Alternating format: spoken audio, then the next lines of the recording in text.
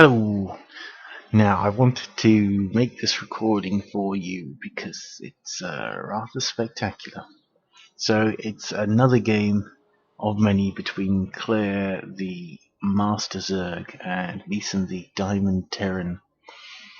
And it's very, very rare that Meson beats Claire, particularly when they're both playing their main races, which this is.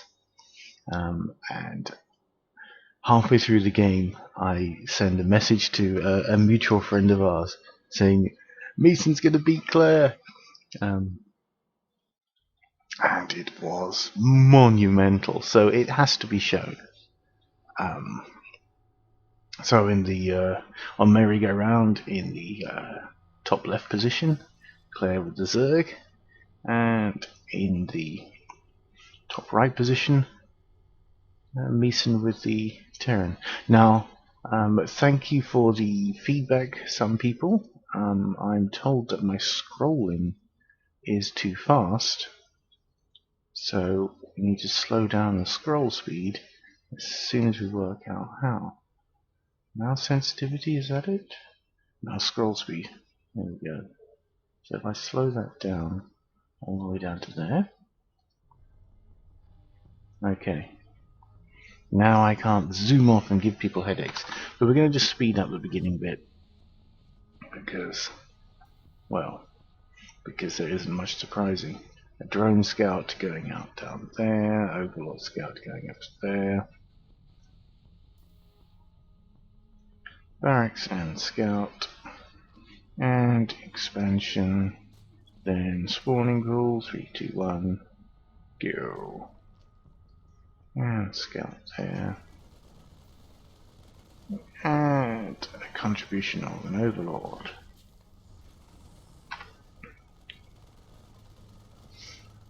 So, I believe that Meson did this gasless because this had happened to him a couple of times before, and he decided what was the counter of Claire slowing down his expansion. So it's just a gasless opening, command center, and to be fair, that bunker's going to keep him safe. Although he does decide to donate one Marine to the cause. Well, the creep will pretty much be cleared up by the time he wants to land his command center. And his own depot there, stopping that expansion. But of course the other one there is ready enough. Available enough. And in fact some people say, don't expand towards your opponent anyway. Any dropships coming into Claire's would might want to make a pit stop.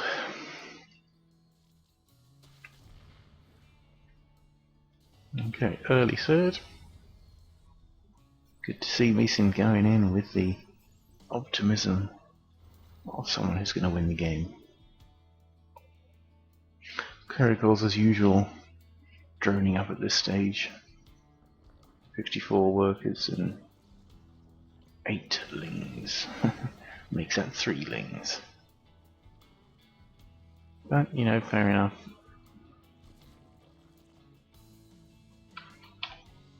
Four roaches and ling speed on the way. Evo chambers, late, I dare say. I don't know any of Claire's builds where they're that late.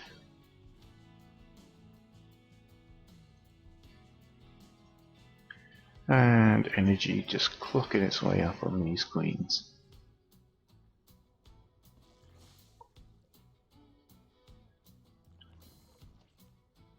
Movement in anticipation and answer of these aliens.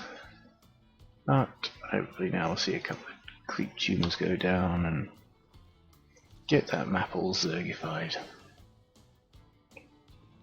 From Meson's point of view, he's getting some nice defense around his third.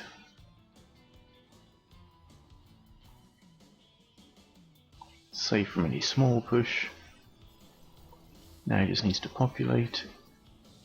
He is slightly behind on the food count. As long as he actually gets units in these bunkers.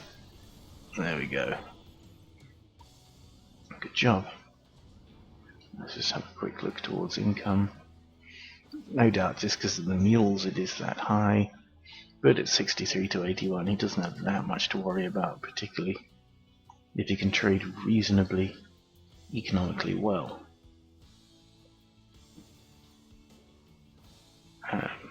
Meson, of course, usually has mainly a bio attack. He doesn't use mines much at all. Just a rather large surround being created. And Meson ready to expand again, which one always likes to see, because you know that Claire's going to be expanding as well. Ah, yes. So, before the game, Claire had asked me, what would you like to see? And I said, oh, well, you know, borrowed roaches would be nice. You know, for something different. Well, she didn't like that because she said that she'd just done. Just want to see how many workers go down here.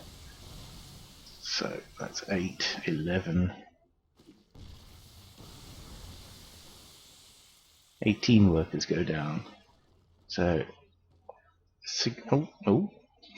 23 workers go down. So it's not insignificant, which leaves us with, yes, quite a difference for now. So she said, what would you like to see? So I said borrowed roaches, and she didn't like that. So I said, okay, how about some drops? Use Zerg drops.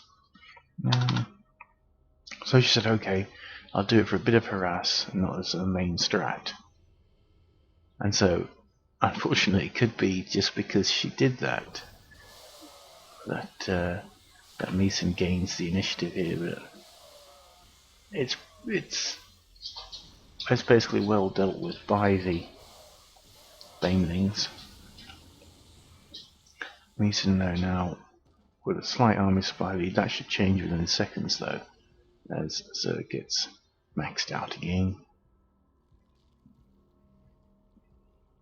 Zerg with a bit of a bank at the moment, but not yet with the army supply lead, because that worker lead is so big.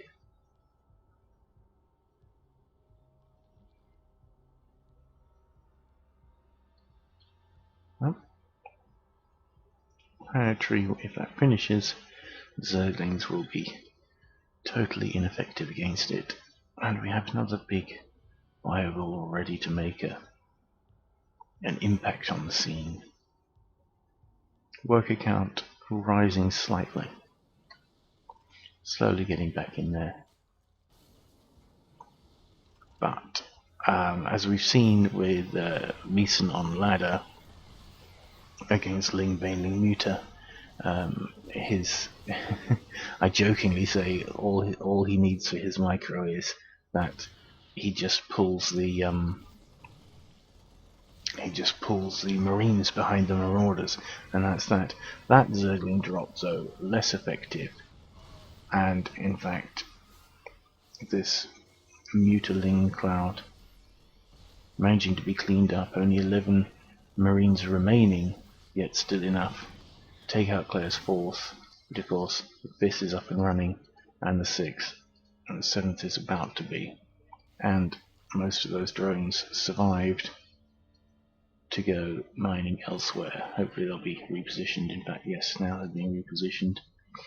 But now Meson with the edge.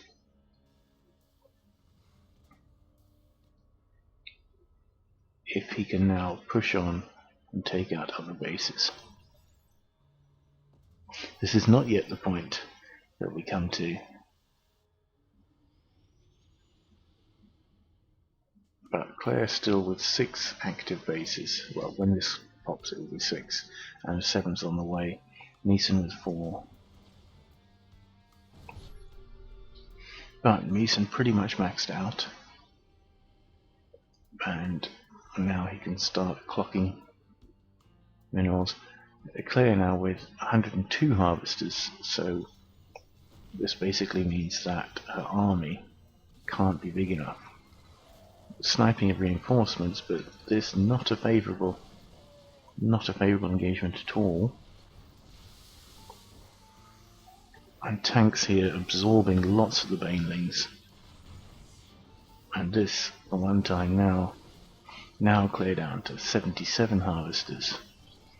Army supply 2-1 against. Another base going down. So this is the time that I say, wow, you know, how's Meson going to lose it from here? Clay is on 6 bases, but these 2 are not mining at all. This one's just been evacuated because it's going to go down. She's 133 supply. She is building 2 ultralisks and armor getting upgraded, but she's got no money in the bank. She's got a smaller army, smaller income, mainly due to the fact that she has the mules. And I'm thinking Meson is a good enough player here to finish this off. So he just needs get troops supporting each other back together. And Clay is putting new bases down. As you do, Meson they're going to find bases. But these few units here and there getting sniped.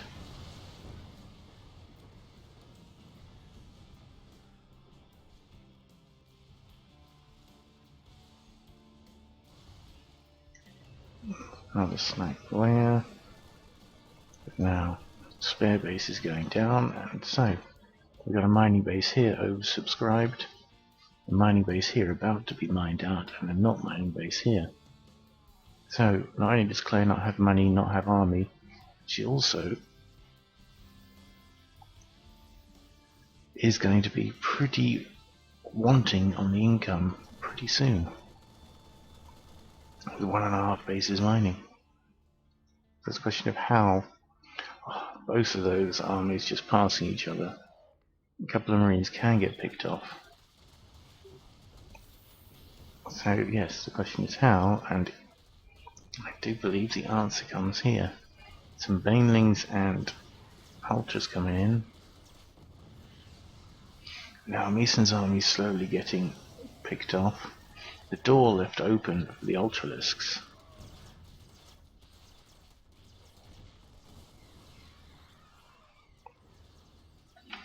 The army supplies getting closer, but it's in fact this sandwich that now happens.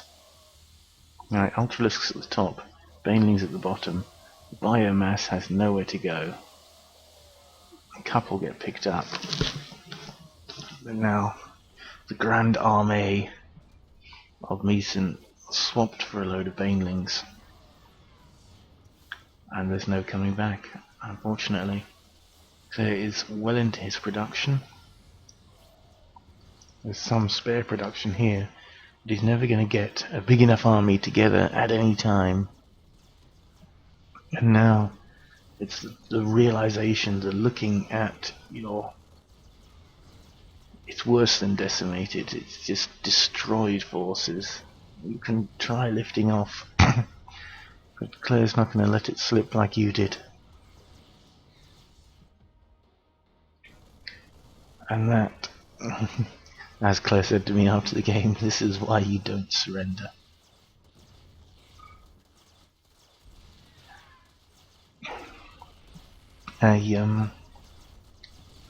A bad tactical, a bad topological mistake. Meson was trapped in the middle there, and then the right unit choice. The banelings and the ultras, not good for the mass bio.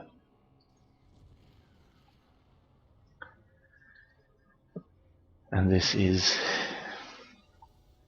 everything that she described.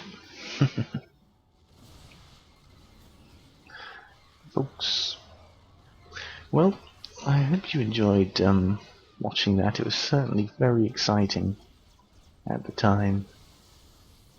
No, unfortunately, it is just a procession.